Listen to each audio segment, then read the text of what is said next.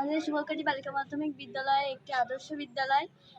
এই বিদ্যালয় থেকে এবার এসএসসি পরীক্ষার জন্য 23 জন গিয়েছিল। তারা সবাই ভালোভাবে পাশ করেছে। আমাদের শিক্ষকরা ভালোভাবে পড়াশোনা করিয়েছে এবং তাদের প্রতি আমরা কৃতজ্ঞ করি এবং তাদের আরও শুভকামনা করি যাতে তারা ভালো পর্যায়ে যেতে পারে। আমি দীপক কুমার ঘোষ, প্রধান শিক্ষক, সুবলকালী মাধ্যমিক বিদ্যালয়। আমার স্কুলে এবার 2026 সালে এসএসসি পরীক্ষার্থীর সংখ্যা ছিল 23 জন এবং 23 জনেই তারা কৃতকার্য হয়েছে। আমার স্কুলে পড়াশোনার মান ভালো এবং আমার শিক্ষক মণ্ডলী যথেষ্ট আন্তরিক।